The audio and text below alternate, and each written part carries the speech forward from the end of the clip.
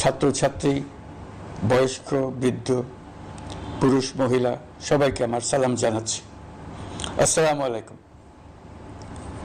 বক্তব্যের শুরুতে আমি গভীর শ্রদ্ধা জানাচ্ছি জুলাই আগস্ট মাসে ফ্যাসিবাদের বিরুদ্ধে ছাত্র শ্রমিক জনতার অভ্যুত্থানে নিহত সকল শহীদের প্রতি।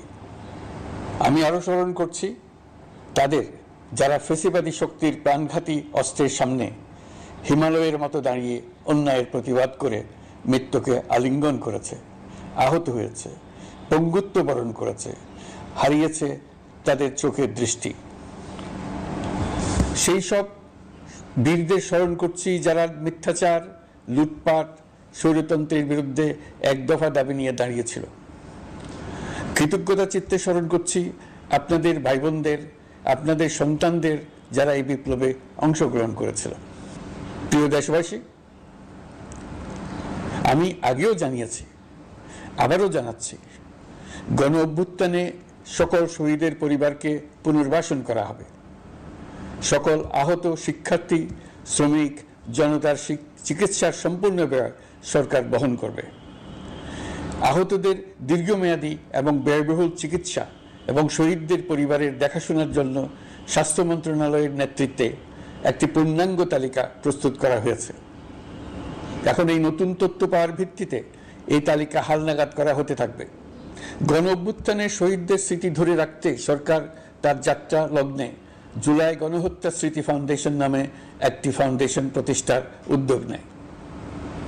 এখন সেই ফাউন্ডেশন তৈরি হয়েছে। সকল শহীদ পরিবার এবং আহতদের সর্বোত্তম চিকিৎসা সহ তাদের পরিবারের সম্পূর্ণ দায়িত্ব এই ফাউন্ডেশন গ্রহণ করছে। এই ফাউন্ডেশনে দান করার জন্য দেশের সকল মানুষ এবং বিদেশে অবস্থানরত বাংলাদেশিদের আমরা আহ্বান জানাচ্ছি।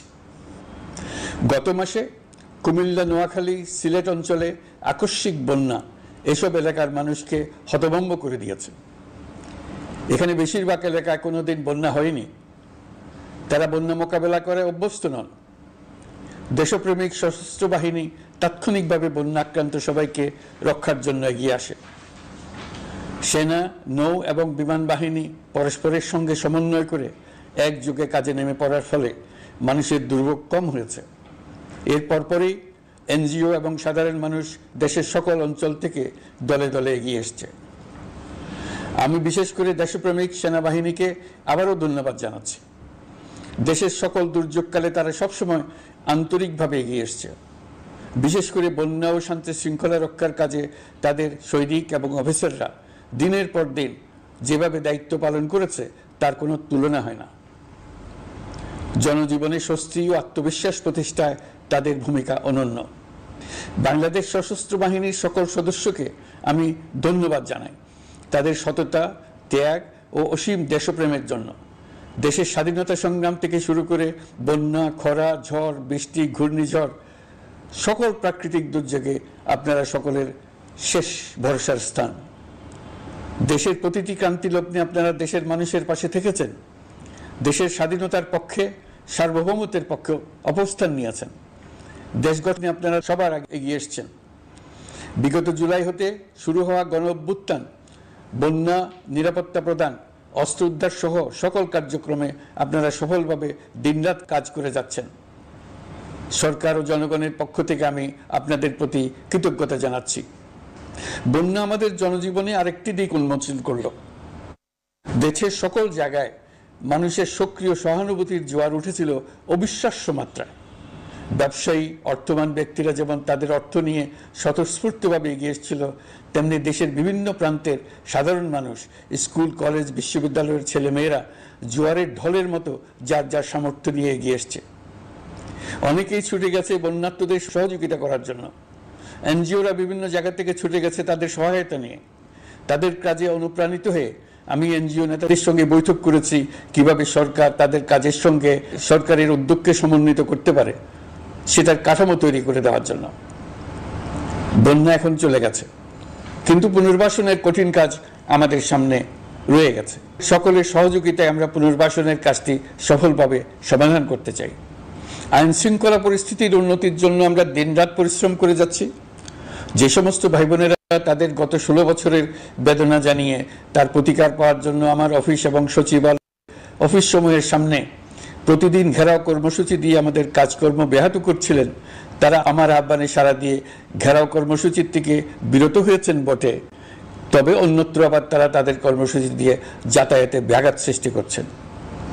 আমি কথা দিচ্ছি, আপনাদের ন্যায্য আবেদনের কথা আমরা ভুলে যাব না। আমরা সকল অন্যায়ের প্রতিকারের জন্য প্রতিশ্রুতিবদ্ধ। আমরা আমাদের দায়িত্বকালে যথাসম্ভব সব সমস্যার সমাধানের চেষ্টা করব। আমি আবারও অনুরোধ করছি, আপনারা যাতায়াতে ব্যাঘাত সৃষ্টি থেকে বিরত থাকুন। জাতি আপনাদের প্রতি কৃতজ্ঞ থাকবে। তৈরি পোশাক, ওষুধ শিল্প, এইসব এলাকায় শ্রমিক ভাই বোনেরা তাদের অভিযোগ জানানোর জন্য ক্রমাগতভাবে এই শিল্পের কার্যক্রম পরিচালনা বন্ধ রাখতে বাধ্য করছেন। এটা আমাদের অর্থনীতিতে যে নেতিবাচক প্রভাব ফেলবে সেটা মোটেই কাম্য নয়। এমনিতেই ছাত্র শ্রমিক জনতার বিপ্লবের পর যে অর্থনীতি আমরা পেয়েছি সেটা নিয়ম নীতিবিহীন দ্রুত ক্ষীয়মান একটা অর্থনীতি। প্রাতিষ্ঠানিক কাঠামো প্রায় ধ্বংসপ্রাপ্ত। বৈদেশিক মুদ্রার রিজার্ভ তলানিতে গিয়ে ঠেকেছে। আমরা এই অর্থনীতিতে প্রাণ সঞ্চারের চেষ্টা করছি, আমাদের উদ্যোগে সাড়াও পাচ্ছি। ঠিক এই সময়ে আমাদের শিল্প কারখানাগুলো বন্ধ হয়ে যাক, অকার্যকর হয়ে যাক, এটা আমাদের অর্থনীতিতে বিরাট আঘাত পড়বে। সেটা কিছুতেই আমাদের কাম্য হতে পারে না। শ্রমিক ভাই বোনদের অনেক দুঃখ আছে, কিন্তু সেই দুঃখ প্রকাশ করতে গিয়ে আপনাদের মূল জীবিকা বন্ধ হওয়ার উপক্রম হলে সেটা ঠিক হবে না। দেশের অর্থনীতি ধ্বংসপ্রাপ্ত হলে সেটা ঠিক হবে না। শ্রমিক মালিক উভয়ের পক্ষে আলোচনা করে এইসব সমস্যার সমাধান আমরা অবশ্যই বের করব। আপনারা কারখানা খোলা রাখুন, অর্থনীতির চাকা সচল রাখুন, দেশের অর্থনীতিকে সোজা হয়ে দাঁড়াতে দিন। আমরা আপনাদের সমস্যার স্থায়ী সমাধান বের করার জন্য সর্বশক্তি প্রয়োগ করব। মালিক পক্ষের কাছে আমাদের আবেদন, আপনারা শ্রমিকদের সঙ্গে বোঝাপড়া করুন, কারখানা সচল রাখুন, অর্থনীতির দুর্বল স্বাস্থ্যকে সবল করে তুলুন। ওষুধ শিল্প এবং তৈরি পোশাক শিল্প দেশের গৌরব। এর মাধ্যমে আমাদের শ্রমিক ভাই বোনেরা তাদের কর্মকুশলতা বিশ্বকে মুগ্ধ করেছে। এর সাফল্য এখন থমকে আছে। আমরা এই দুই শিল্পকে তাদের সম্ভাব্য শীর্ষে নিয়ে যেতে চাই। দুর্বল করার তো প্রশ্নই ওঠে না। এই দুই শিল্পের কোথায় কোথায় বাধা আছে, সমস্যা আছে, সেগুলো চিহ্নিত করে তাকে বাধামুক্ত করতে চাই। আমরা বিদেশি ক্রেতাদের একত্রিত করে তাদের সহযোগিতা চাইব, যেন বাংলাদেশের এই শিল্প দুটি বিশ্বের অন্যান্য দেশের চাইতে বেশি আস্থাযোগ্য হয়ে গড়ে উঠতে পারে। সব কিছুই সম্ভব যদি আমরা শ্রমিক মালিক সম্পর্কটা একটা নির্ভরযোগ্য, আনন্দদায়ক করে গড়ে তুলতে পারি। আমাদের সরকারের প্রথম মাস কাটল, দ্বিতীয় মাস থেকে আমরা নতুন বাংলাদেশ গড়ার ভিত্তি হিসেবে নতুন শ্রমিক মালিক সম্পর্কের সূচনা করতে চাই। এটা দেশের সবার কাম্য। দেশের নতুন প্রজন্ম নির্ভয়ে যেন তাদের ভবিষ্যৎ নিয়ে এগিয়ে যেতে পারে, আমরা সেই লক্ষ্যে কাজ করছি। আমাদের দায়িত্ব অনেক। ন্যায়ভিত্তিক একটা সমাজ গড়ে তোলার জন্য একসাথে অনেকগুলো কাজ আমাদের হাত দিতে হবে। 1 জুলাই থেকে 5 আগস্ট পর্যন্ত ছাত্র জনতার গণ আন্দোলনকে দমন করতে যেসব ফৌজদারি মামলা দায়ের করা হয়েছিল, এর মধ্যে হত্যা মামলা ছাড়া বাকি প্রায় সকল মামলা প্রত্যাহার করা হয়েছে। এইসব মামলায় গ্রেফতারকৃত সকলে মুক্তি পেয়েছে। দায়িত্ব গ্রহণের শুরুতেই অন্তর্বর্তীকালীন সরকার বিচার বিভাগের বড় সংস্কারের কাজে হাত দিয়েছে। যোগ্যতম ব্যক্তিকে প্রধান বিচারপতি নিয়োগ দেওয়াতে মানুষের মনে নতুন আশার সঞ্চার হয়েছে। আপিল বিভাগের বিচারপতি নিয়োগ, অ্যাটর্নি জেনারেল নিয়োগ এবং অন্যান্য নিয়োগগুলি অতি গুরুত্বপূর্ণ নিয়োগ, যেগুলো সবকটাই সম্পন্ন হয়েছে। সন্ত্রাস দমন আইন ও ডিজিটাল সাইবার নিরাপত্তা আইনে দায়েরকৃত মিথ্যা হয়রানিমূলক মামলাগুলো প্রত্যাহার করা হচ্ছে। সাইবার নিরাপত্তা আইন সহ বাংলাদেশে বিদ্যমান সকল কালো আইনের তালিকা করা হয়েছে। অতি সত্বর এই সকল কালো আইন বাতিল ও প্রযোজ্য ক্ষেত্রে সংশোধন করা হবে। সাংবাদিক সাগররণী হত্যাকাণ্ড সহ বহুল আলোচিত 5টি হত্যাকাণ্ডের তদন্ত ও বিচার অগ্রাধিকার ভিত্তিতে ও দ্রুততম সময়ে নিষ্পত্তির জন্য সহায়তা প্রদান করা হচ্ছে। সম্প্রতি আমরা বলপূর্বক গুম থেকে সকল ব্যক্তির সুরক্ষার জন্য আন্তর্জাতিক কনভেনশনের সনদে স্বাক্ষর করেছি। ফলে স্বৈরাচার দ্বারা প্রতিষ্ঠিত গুম সংস্কৃতির সমাপ্তি ঘটানোর জন্য আন্তর্জাতিকভাবে আমরা প্রতিজ্ঞাবদ্ধ হলাম। এছাড়া আমরা ফেসিবাদ শাসনের 15 বছরে গুমের প্রতিটি ঘটনা তদন্ত করার জন্য পৃথক একটা কমিশন গঠন করছি। যেসব পরিবার তাদের নিখোঁজ পিতা, স্বামী, পুত্র এবং ভাইদের পাওয়ার জন্য বছরের পর বছর যন্ত্রণার সাথে অপেক্ষা করছেন, আমরা আপনাদের বেদনায় সমব্যথী। আয়নাঘরগুলো বন্ধ করে দেওয়া হয়েছে এবং সেই সাথে বের হয়ে আসছে ফ্যাসিস্ট হাসিনা সরকারের গুমের শিকার ভাই বোনদের কষ্ট ও যন্ত্রণা গাথা। আমাদের তরুণ প্রজন্মের ভবিষ্যৎ যেন উজ্জ্বল হয়, সেটা নিশ্চিত করতে শিক্ষা ব্যবস্থার দিকে আমাদের পূর্ণ নজর রয়েছে। ইতিমধ্যে প্রথম শ্রেণী থেকে দ্বাদশ শ্রেণী পর্যন্ত বর্তমানের ত্রুটিপূর্ণ শিক্ষাক্রম পরিবর্তন করা হয়েছে। বই সংশোধন ও পরিমার্জনের কাজ শেষ পর্যায়ে আছে। এই সংস্কারের কাজ অব্যাহত থাকবে। বিশ্ববিদ্যালয়সমূহের উচ্চ প্রশাসনিক পদগুলো পূরণ করে শিক্ষা কার্যক্রম স্বাভাবিক করার কাজ দ্রুত গতিতে এগিয়ে চলেছে। বেসরকারি শিক্ষা প্রতিষ্ঠানগুলোর পরিচালনা বোর্ডে দখলদারিত্বের রাজনীতি বন্ধ করার ব্যবস্থাও নেওয়া হয়েছে। আপনারা নিশ্চয় লক্ষ্য করেছেন, আমাদের প্রথম মাসে দেশের প্রায় সকল বিশ্ববিদ্যালয়ের উপাচার্য এবং উপাচার্য মহোদয়গণ পদত্যাগ করেছেন। উচ্চশিক্ষার ক্ষেত্রে এটা বিরাট শূন্যতার সৃষ্টি করেছে। প্রথম মাসে আমরা ক্রমাগতভাবে প্রতিটি বিশ্ববিদ্যালয়ে সবার কাছে গ্রহণযোগ্য এমন উপাচার্য এবং উপাচার্য নিয়োগ দেওয়ার কাজ শুরু করেছে। এর ফলে সকল সরকারি এবং বেসরকারি বিশ্ববিদ্যালয়গুলোতে নতুন উদ্যমে কাজ শুরু করার পরিবেশ সৃষ্টি হয়েছে। সংবাদ মাধ্যম ও মত প্রকাশের পূর্ণ স্বাধীনতা ইতিমধ্যে নিশ্চিত করা হয়েছে। আমরা সবাইকে বলে দিয়েছি, আপনারা মন খুলে আমাদের সমালোচনা করুন, আমরা সবার মতামতের প্রতি শ্রদ্ধাশীল। মিডিয়া যাতে কোনো রকম বাধা বিপত্তি ছাড়া নির্বিঘ্নে তাদের কাজ করতে পারে, সেজন্য একটা মিডিয়া কমিশন গঠন করা সরকারের সক্রিয় বিবেচনাধীন। আরও যেসব কমিশন সরকার সহ অন্য সবাইকে জবাবদিহিতার আওতায় আনতে পারে, আমরা তাদের পুনর্গঠন ও সংস্কারের উদ্যোগ নিয়েছি, যাতে তারা আরও শক্তিশালী হয়, জনকল্যাণে কাজ করে। দায়িত্ব গ্রহণের পর বিভিন্ন দেশের সরকার প্রধান টেলিফোনে এবং শুভেচ্ছা বার্তা পাঠিয়ে আমাকে অভিনন্দন জানিয়েছেন। বিভিন্ন দেশের রাষ্ট্রদূত এবং হাই কমিশনার বৃন্দ আমার সাথে সাক্ষাৎ করে দ্বিপাক্ষিক সহযোগিতা বৃদ্ধির আশ্বাস দিয়েছেন। আমার অনুরোধে সংযুক্ত আরব আমিরাতের বিরোধী বিভিন্ন মেয়াদে কারাদণ্ডে দণ্ডিত হয়েছিলেন, তাদের সাধারণ ক্ষমা ঘোষণা করেছেন সে দেশের সরকার।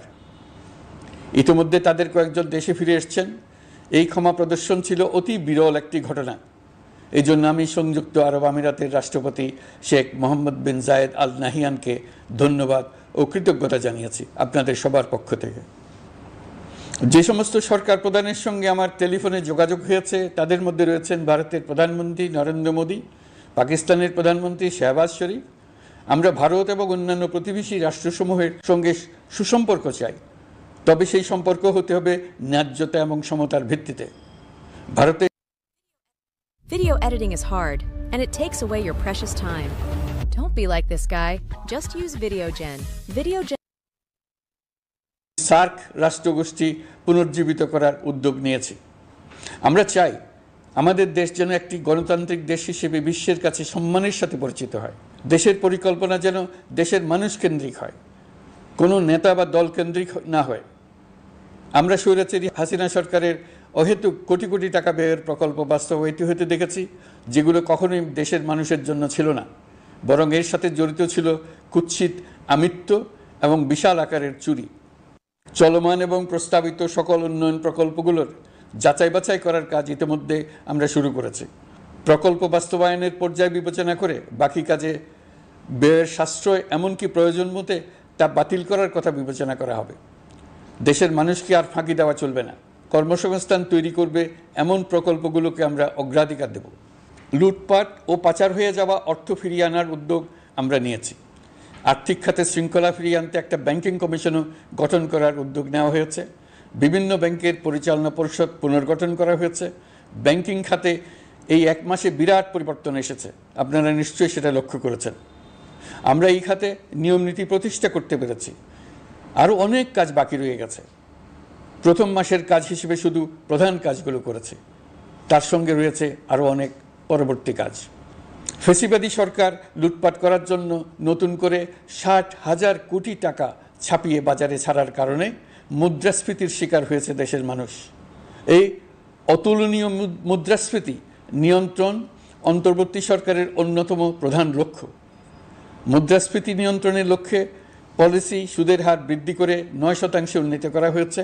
মূল্যস্ফীতি থেকে সাধারণ মানুষকে সুরক্ষা দেওয়ার উদ্দেশ্যে ওএমএস খাদ্যবান্ধব কর্মসূচি সহ সুলভ মূল্যে প্রান্তিক মানুষের কাছে নিত্য প্রয়োজনীয় দ্রব্য সরবরাহ চলমান রাখা হয়েছে। মূল্যস্ফীতি মোকাবেলায় চলতি অর্থ বছরে চাল ও গম আমদানির জন্য 5,800 কোটি টাকা, আভ্যন্তরীণ সংগ্রহের জন্য 8,900 কোটি টাকা এবং খাদ্য ভর্তুকির 3টি প্রোগ্রামের জন্য 7,360 কোটি টাকা বরাদ্দ রাখা হয়েছে। বিভিন্ন স্টেক হোল্ডারের সাথে সভা করে মূল্যস্ফীতি নিয়ন্ত্রণের করণীয়সমূহ চিহ্নিত করা হয়েছে। পরিচালন ও উন্নয়ন ব্যয় যৌক্তিক পরিমাণে হ্রাস করার জন্য কার্যক্রম গ্রহণ করা হয়েছে। কৃষিপণ্য উৎপাদনের জন্য সার আমদানির ক্ষেত্রে প্রয়োজনীয় বৈদেশিক মুদ্রার সরবরাহ নিশ্চিত করার পদক্ষেপ নেওয়া হয়েছে। প্রকৃত চাষিগণ যাতে কৃষি ঋণ পেয়ে থাকেন তা নিশ্চিত করার উদ্যোগ নেওয়ার পাশাপাশি কৃষি ঋণের পরিমাণ বৃদ্ধি করা হয়েছে। মার্কিন ডলারের বিপরীতে টাকার বিনিময় হার স্থিতিশীল রাখার লক্ষ্যে বৈদেশিক মুদ্রার বিনিময় হারকে বাজার ভিত্তিক করা হয়েছে। কালো টাকা সাদা করার অনৈতিক অনুমতি বাতিল করা হয়েছে। বৈদেশিক মুদ্রার রিজার্ভ বৃদ্ধি করতে বিভিন্ন উন্নয়ন সহযোগীদের কাছ থেকে বাজেট সাপোর্ট চাওয়া হয়েছে। আন্তর্জাতিক মুদ্রা তহবিল থেকে অতিরিক্ত $3 বিলিয়ন মার্কিন ডলার, বিশ্বব্যাংক থেকে অতিরিক্ত $1 বিলিয়ন, জাইকা থেকে অতিরিক্ত $1 বিলিয়ন মার্কিন ডলার প্রদানের অনুরোধ করা হয়েছে। রূপপুর পারমাণবিক বিদ্যুৎ কেন্দ্র নির্মাণ প্রকল্পের অগ্রিম অর্থ পরিশোধ এবং বকেয়া পাওনা নিয়ে রাশিয়ান ফেডারেশনের সাথে অর্থ মন্ত্রণালয়ের আলোচনা চলছে। পাইপলাইনে থাকা $48 বিলিয়ন মার্কিন ডলার বৈদেশিক সহায়তা ব্যবহারের উদ্যোগ নেওয়া হয়েছে। মেগা প্রকল্পের নামে লুটপাট বন্ধের পাশাপাশি স্বাস্থ্য ও শিক্ষা খাতে বরাদ্দ বৃদ্ধির পরিকল্পনা গ্রহণ করা হয়েছে। বৈদেশিক মুদ্রার রিজার্ভের উপর চাপ কমানোর লক্ষ্যে রাশিয়া এবং চীন থেকে প্রাপ্ত ঋণের সুদের হার কমানো এবং ঋণের মেয়াদ বৃদ্ধির জন্য অনুরোধ জানানো হয়েছে। সকল উন্নয়ন সহযোগীদের সাথে সম্পর্ক আরও নিবিড় করার উদ্যোগ নেওয়া হয়েছে। সকল অর্থনৈতিক সূচক এবং পরিসংখ্যানের প্রকৃত মান বা সংখ্যা প্রকাশের জন্য নির্দেশনা প্রদান করা হয়েছে। জিডিপি, মূল্যস্ফীতি ইত্যাদি সঠিক উপাত্ত সংগ্রহ, প্রাক্কলন ও প্রকাশের জন্য নির্দেশনা দেওয়া হয়েছে। জাতীয় রাজস্ব বোর্ড এবং অর্থ বিভাগের রাজস্ব আয় সম্পর্কিত উপাত্তের মধ্যে পার্থক্য নিরসনে উদ্যোগ নেওয়া হয়েছে। প্রকৃত রপ্তানি আয় নিরূপণ এবং প্রকাশের নির্দেশনা দেওয়া হয়েছে। জাতীয় রাজস্ব বোর্ডের অটোমাইজেশনের লক্ষ্যে পরিকল্পনা গ্রহণ করা হয়েছে।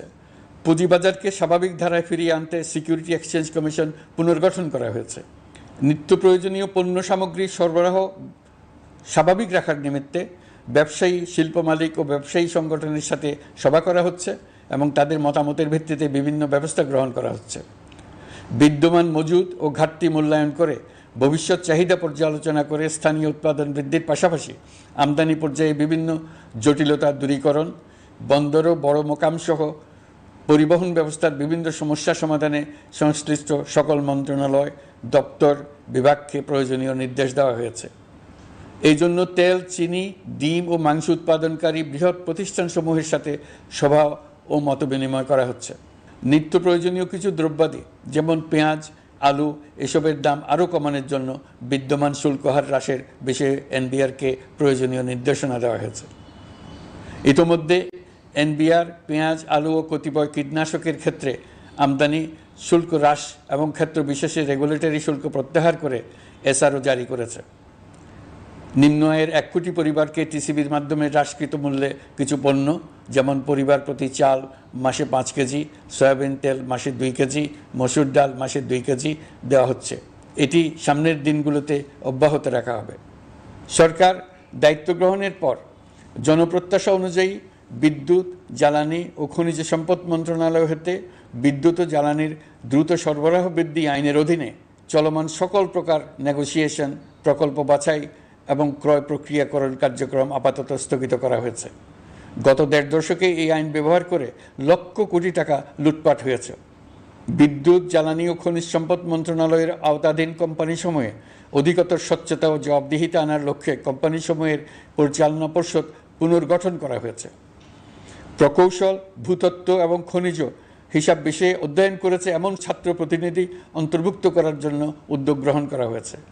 এই খাতে অধিকতর সক্ষমতা, গতিশীলতা এবং জবাবদিহিতা নিশ্চিত করার লক্ষ্যে বিশেষজ্ঞগণের সমন্বয়ে একটি কমিটি গঠন করা হয়েছে। জ্বালানি তেলের মূল্য জনপ্রত্যাশা অনুযায়ী সহনশীল রাখতে অকটেন ও পেট্রোলের দাম 6 টাকা, ডিজেল ও কেরোসিনের দাম 1 টাকা 25 পয়সা কমানো হয়েছে। 37 দিন বন্ধ থাকার পর গত 25 আগস্ট হতে মিরপুর 10 ও কাজীপাড়া স্টেশন ছাড়া বাকি সব স্টেশনে মেট্রো রেল পুনরায় চালু করা হয়েছে। ভুয়া মুক্তিযোদ্ধাদের চিহ্নিত করার লক্ষ্যে বিশেষ করে মুক্তিযুদ্ধের সময় যাদের বয়স 12.5 বছরের কম ছিল তাদের মুক্তিযুদ্ধ তালিকা হতে বাতিলের জন্য সুপ্রিম কোর্টে লিভ টু আপিলের পদক্ষেপ গ্রহণ করা হয়েছে। মুক্তিযোদ্ধা কল্যাণ ট্রাস্টের আওতাধীন বেদখলকৃত স্থাবর সম্পত্তি উদ্ধারে প্রয়োজনীয় ব্যবস্থা গ্রহণ করা হয়েছে। গৃহায়ন ও গণপূর্ত মন্ত্রণালয় কর্তৃক গৃহীত বরিশাল, রংপুর, ময়মনসিংহ উন্নয়ন কর্তৃপক্ষ আইন এর খসড়া তৈরির কার্যক্রম নেওয়া হয়েছে। পূর্বাচল নতুন শহর প্রকল্প, ঢাকার আশেপাশে স্যাটেলাইট সিটি নির্মাণের রোডম্যাপ চূড়ান্তকরণের উদ্যোগ নেওয়া হয়েছে। বিধি বহির্ভূত প্রদত্ত প্লট ও ফ্ল্যাটের বরাদ্দ বাতিলের উদ্যোগ নেওয়া হয়েছে। প্রিয় দেশবাসী, আপনাদের আমাদের সন্তানদের জন্য একটি গণতান্ত্রিক বাংলাদেশের রূপরেখা তৈরি করতে আমরা দৃঢ় প্রতিজ্ঞ। আর যেন আমাদের কোনো স্বৈরাচারের হাতে পড়তে না হয়। আমরা যাতে বলতে পারি আমরা একটি গণতান্ত্রিক দেশে বসবাস করি, আমরা যাতে সকলেই দাবি করতে পারি যে এই দেশটি আমাদের, আমরা সেই লক্ষ্যেই কাজ করছি। কেউ আইন নিজের হাতে তুলে নেবেন না। আইন নিজের হাতে তুলে নিয়ে কেউ সমাজে বিশৃঙ্খল পরিবেশ সৃষ্টি করলে আমরা তাকে অবশ্যই শাস্তির আওতায় নিয়ে আসব। আমরা একটি সাম্প্রদায়িক সম্প্রীতির দেশ। ধর্মীয় সম্প্রীতি বিনষ্ট হয় এমন কোনো কাজ কেউ কোনোভাবেই করবেন না। অতীতে শুধুমাত্র আওয়ামী মতাদর্শী না হওয়ার কারণে 18তম থেকে 42তম BCS পর্যন্ত BPSC কর্তৃক সুপারিশকৃত অনেক প্রার্থী নিয়োগ বঞ্চিত হয়েছেন। 8ই আগস্ট পরবর্তী সময়ে এর মধ্যে এদের 259 জনকে নিয়োগ দেওয়া হয়েছে। মাঠ প্রশাসনকে জনবান্ধব এবং দুর্নীতিমুক্ত জবাবদিহিমূলকভাবে গড়ে তোলার জন্য সব ধরনের উদ্যোগ নেওয়া হয়েছে। সরকারি কর্মচারীদের বাধ্যতামূলকভাবে সম্পদ বিবরণী দাখিলের নির্দেশ দেওয়া হয়েছে এবং এটা প্রতি বছর তাদেরকে করতে হবে। ধ্বংস হয়ে পড়া একটা জনপ্রশাসনকে নিয়ে যাত্রা শুরু করেছি। মন্ত্রণালয়গুলোর উচ্চতম পদে যারা নিয়োজিত ছিলেন তারা অনেকে দায়িত্ব ছেড়ে চলে গেছেন, কিংবা পদে থাকলেও সহকর্মীদের চাপের মুখে কাজ করতে পারছিলেন না, বাধ্য হয়ে পদত্যাগ করেছেন। আর যারা 16 বছরের স্বৈরাচারী শাসনের আমলে পদত্যাগে বাধ্য হয়েছিলেন কিংবা দায়িত্ববিহীন অবস্থায় একই পদে থেকে বাধ্য হয়েছেন, তাদের সবার কথা বিবেচনা নিয়ে জনপ্রশাসনকে নতুন করে দাঁড় করানোই ছিল আমাদের প্রথম মাসে কঠিনতম সময়। আবার সকল সমস্যার সমাধান করে একটি নতুন জনপ্রশাসন কাঠামো দাঁড় করাতে পেরেছি, এটাই আমাদের প্রথম মাসের সবচাইতে বড় অর্জন।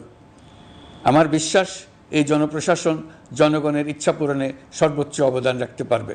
অতি স্বল্প জনবল নিয়ে দাপ্তরিক কার্যক্রম শুরু করা হলেও প্রথম দিকে বিভিন্ন মন্ত্রণালয় ও বিভাগ থেকে পাঠানো বিবিধ প্রস্তাব দ্রুত গতিতে এবং আইনগত সমস্ত বাধ্যবাধকতা মেনে সিদ্ধান্ত নেওয়া হয়েছে। গত এক মাসে বিভিন্ন মন্ত্রণালয় ও বিভাগ 198টি অতি গুরুত্বপূর্ণ বিষয়ে সিদ্ধান্ত নিয়েছে। জনপ্রশাসনের 135 জন অতিরিক্ত সচিব, 227 জন যুগ্ম সচিব এবং 120 জন উপসচিবকে পদোন্নতি প্রদান করা হয়েছে। 59টি জেলা প্রশাসককে প্রত্যাহার করা হয়েছে এবং নতুন 59 জন জেলা প্রশাসককে নিয়োগ দেওয়া হয়েছে। 67 জন কর্মকর্তার চুক্তিভিত্তিক নিয়োগ বাতিল করা হয়েছে। 10 জন যুগ্ম সচিব, 8 জন অতিরিক্ত সচিব, 6 জন সচিবকে ওএসডি করা হয়েছে। বাংলাদেশ পুলিশের 80 জন ডিআইজি, 30 জন পুলিশ সুপার সহ 110 জনকে পদোন্নতি প্রদান করা হয়েছে। 1 জন ডিআইজি, 1 জন এডিশনাল ডিআইজি, 4 জন পুলিশ সুপারকে চাকরিতে পুনর্বহাল করা হয়েছে। আইজিপি সহ 10 জন অতিরিক্ত আইজি, 88 জন ডিআইজি, 21 জন এডিশনাল ডিআইজি, 177 জন পুলিশ সুপার সহ মোট 297 জন কর্মকর্তাকে বদলি করা হয়েছে। ছাত্র শ্রমিক জনতার বিপ্লবের মূল লক্ষ্য ছিল গণভবন। এটা ছিল স্বৈরাচারের কেন্দ্রবিন্দু। এই সরকার বিপ্লবের প্রতি সম্মান দেখিয়ে গণভবনকে বিপ্লবের জাদুঘর হিসেবে ঘোষণা দিয়েছে। ছাত্র জনতার ক্ষোভকে স্থায়ীভাবে তুলে ধরার জন্য গণভবনের আর কোনো সংস্কার করা হবে না। ছাত্র জনতার ক্ষোভের মুখে তা যে অবস্থায় দাঁড়িয়েছিল সেই অবস্থায় তাকে রাখা হবে। যেসব মূল্যবান সামগ্রী জনতা নিয়ে গিয়েছিল সেগুলো অনেক ফেরত দিয়ে গেছেন। যারা নিয়ে গিয়েছেন তারা নিজেরাই ফেরত দিয়ে গেছেন। তাদের আমরা দেশবাসীর পক্ষ থেকে ধন্যবাদ জানাচ্ছি। আরও কিছু জিনিস পাওয়া যায়নি। যারা নিয়ে গেছেন তাদের কাছে আমাদের অনুরোধ থাকবে তারা যেন এইসব সামগ্রী ফেরত দিয়ে যান। আমরা উল্লেখ করব এইসব বিক্ষুব্ধ জনতা নিয়ে গিয়েছিল, কিন্তু বিজয়ের পর তারা আবার জাদুঘরে প্রতি সম্মান দেখিয়ে এগুলো ফেরত দিয়ে গিয়েছেন। আমরা নতুন বাংলাদেশকে একটা পরিবেশ বান্ধব এবং জীববৈচিত্র্যময় দেশ হিসেবে গড়ে তোলার উদ্যোগ নিয়েছি। এটি তরুণদের আকাঙ্ক্ষা, আমাদের সবারই আকাঙ্ক্ষা। সেই লক্ষ্যে আমি প্রথমেই একটি ক্ষুদ্র পদক্ষেপ নিয়েছি। আমার বাসভবন এবং সমগ্র সচিবালয়ে প্লাস্টিকের পানির বোতল ব্যবহার নিষিদ্ধ করেছে। ইতিমধ্যে সুপার শপগুলোতে পলিথিনের শপিং ব্যাগ ব্যবহার বন্ধ করার উদ্যোগ নেওয়া হয়েছে। গত কয়েক দশকে যে পরিমাণ নদী দূষণ হয়েছে, আমরা তা বন্ধ করার উদ্যোগ নিয়েছি। আমরা সংস্কার চাই। আমাদের একান্ত অনুরোধ, আমাদের উপর যে সংস্কারের গুরু দায়িত্ব দিয়েছেন, সেই দায়িত্ব দিয়ে আপনারা দর্শকের গ্যালারিতে চলে যাবেন না। আপনারা আমাদের সঙ্গে থাকুন, আমরা একসঙ্গে সংস্কার করব। এটা আমাদের সবার দায়িত্ব। আপনারা নিজ নিজ জগতে সংস্কার আনুন। একটা জাতির সংস্কার শুধু সরকারের সংস্কার হলে হয় না। আপনি ব্যবসায়ী হলে আপনার ব্যবসায় সংস্কার আনুন। ব্যবসায়ী গোষ্ঠীরা তাদের নিজ নিজ সমিতির মাধ্যমে সংস্কার আনুন। সমিতিতে সংস্কার আনুন। নতুন করে সমিতি গঠনতন্ত্র সংশোধন করুন। আপনি শ্রমিক হলে আপনার ক্ষেত্রে আপনি সংস্কার করুন। আপনি রাজনৈতিক নেতাকর্মী হলে আপনার ক্ষেত্রে সংস্কার করুন। আপনি প্রতিষ্ঠান প্রধান হলে আপনার প্রতিষ্ঠানে সংস্কার আনুন। আমি এটাকে সুযোগ হিসেবে গ্রহণ করার জন্য সবাইকে আহ্বান জানাচ্ছি। এই সংস্কারের মাধ্যমে আমরা জাতি হিসেবে নতুনভাবে যাত্রা শুরু করতে চাই। আমাদের এই যাত্রা আমাদেরকে পৃথিবীর একটা সম্মানিত জাতি হিসেবে প্রতিষ্ঠিত করুক, এটাই আমাদের সবার কাম্য, এটাই আমাদের সবার লক্ষ্য। গত এক মাসে আমি বেশ কিছু রাজনৈতিক দলের সঙ্গে পৃথকভাবে বসছি, তাদের সঙ্গে মতামত বিনিময় করেছি। তারা আমাদের উৎসাহিত করেছেন, ছাত্র শ্রমিক জনতার বিপ্লবের লক্ষ্যের প্রতি সমর্থন জানিয়েছেন, সংস্কারের কাজে পূর্ণ সহযোগিতার দেওয়ার আশ্বাস দিয়েছেন। আমি দেশের বিশিষ্ট সম্পাদক বৃন্দের সঙ্গে মত বিনিময় করেছি, তারাও সংস্কারের কাজে পূর্ণ সহযোগিতা দেওয়ার আশ্বাস দিয়েছেন। তারা বিভিন্ন বিষয়ে মূল্যবান পরামর্শ দিয়েছেন। সবার পরামর্শ নিয়ে এখন আমাদের অগ্রসর হওয়ার পালা। আমি বিশিষ্ট ব্যবসায়ীদের সঙ্গে বৈঠক করেছি, তাদের কাছে আমাদের সরকারের লক্ষ্যগুলো ব্যাখ্যা করেছি, তারাও আমাদের লক্ষ্যের সঙ্গে একমত প্রকাশ করেছেন। আপনারা জানেন, ছাত্র শ্রমিক জনতার ঐতিহাসিক জুলাই গণ অভ্যুত্থানের মুখে এবং হাজারো মানুষের আত্মদানের বিনিময়ে বাংলাদেশে ফ্যাসিস্ট সরকারের পতন হয়েছে। এই গণ অভ্যুত্থানের বার্তা ও আকাঙ্ক্ষা বাস্তবায়নের জন্য একটি অভূতপূর্ব সময় ও সুযোগ আমরা এর মধ্য দিয়ে অর্জন করেছি। এর বাস্তবায়ন তথা বাংলাদেশের ফ্যাসিজম বা স্বৈরতান্ত্রিক শাসন পুনরাবৃত্তির আশঙ্কা রোধ এবং জনমালিকানা ভিত্তিক কল্যাণমুখী জনস্বার্থে নিবেদিত একটি রাষ্ট্র ব্যবস্থা প্রবর্তনের লক্ষ্যে কিছু জাতীয় ভিত্তিক সংস্কার সম্পন্ন করা জরুরি হয়ে পড়েছে।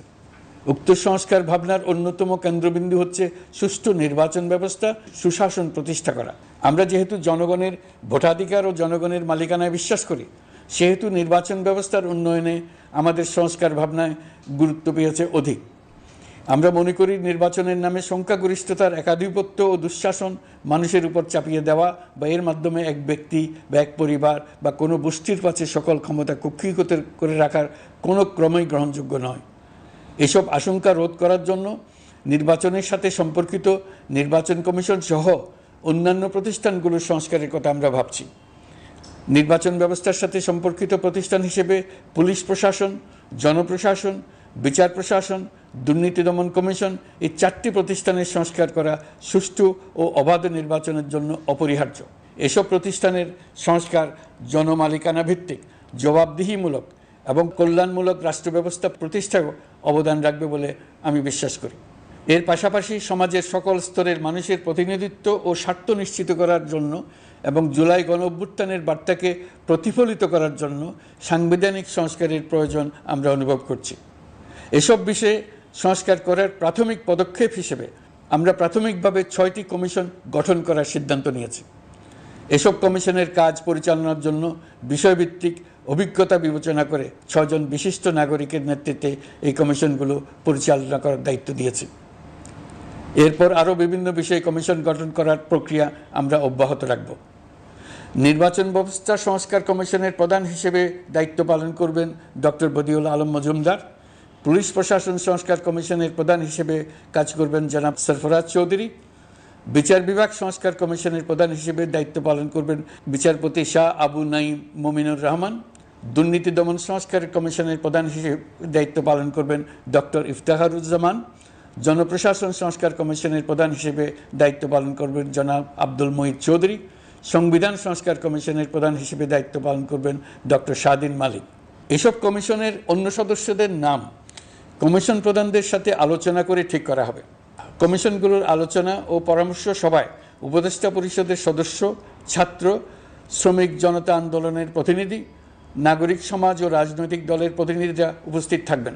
পূর্ণাঙ্গভাবে গঠিত হওয়ার পর কমিশন আনুষ্ঠানিকভাবে তাদের কাজ আগামী 1 অক্টোবর থেকে শুরু করতে পারবে বলে আমি আশা করছি, এবং এটি পরবর্তী 3 মাসের মধ্যে সম্পন্ন হবে বলে আমরা ধারণা করছি।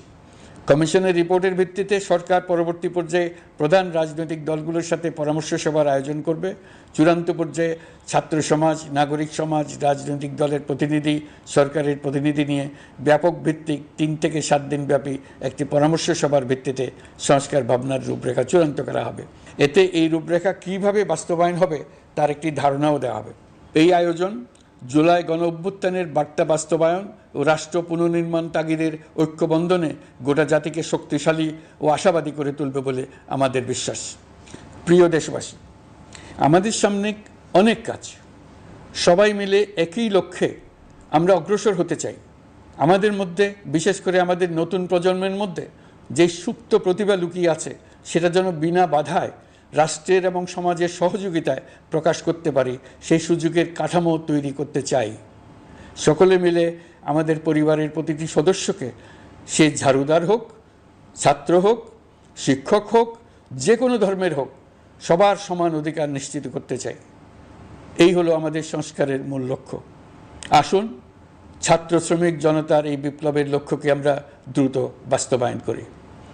আমাদের প্রথম মাসে আমরা যেই গতিতে, যে উদ্যম নিয়ে কাজ এগিয়ে নিয়ে যাওয়ার কথা চিন্তা করেছিলাম, সেটা হয়তো করতে পারিনি বাস্তব অবস্থার পরিপ্রেক্ষিতে। দেশের আইনশৃঙ্খলা পরিস্থিতি স্বাভাবিক রাখা গেলে আশা করি আমরা আমাদের গতি অনেক বাড়াতে পারব। এই জন্য দেশের সকল মানুষের কাছে, শিক্ষক, ছাত্রছাত্রী, কৃষক, শ্রমিক, পেশাজীবী, বড় ব্যবসায়ী, ক্ষুদ্র ব্যবসায়ী, দিনমজুর, গৃহিণী, সকলের সহযোগিতা চেয়েছি। আমাদের কাজ বড় কঠিন, কিন্তু জাতি হিসেবে এবার ব্যর্থ হওয়ার কোনো অবকাশ আমাদের নেই। আমাদেরকে সফল হতেই হবে। এই সাফল্য আপনাদের কারণেই আসবে, আপনার সহযোগিতার কারণেই আসবে। আমাদের কাজ হবে আপনার আমার স্বপ্নকে বাস্তবে রূপায়িত করা। এখন আমরা আমাদের 2য় মাস শুরু করছি। আমাদের 2য় মাসে যেন আপনাদের মনে দৃঢ় আস্থা সৃষ্টি করতে পারি, সেই চেষ্টা করে যাব। ধৈর্য ধরুন, এই কথাটি আমি মোটেই আপনাদের বলবো না। আমরা সবাই অধৈর্য হয়ে পড়েছি। এত সব কাজ কখন যে শেষ হবে এটা চিন্তা করে আমরা অধৈর্য হব, কেন হব না? কিন্তু সঠিকভাবে কাজ করব, কাজে কোনো অধৈর্যের চিহ্ন রাখব না। প্রিয় দেশবাসী, দেশের শিশু, কিশোর কিশোরী, তরুণ তরুণী, ছাত্রছাত্রী, বয়স্ক, বৃদ্ধ, পুরুষ, মহিলা, সবাইকে আবারও আমার সালাম জানাচ্ছি। আসসালামু আলাইকুম। আপনাদের সবাইকে ধন্যবাদ জানাচ্ছি।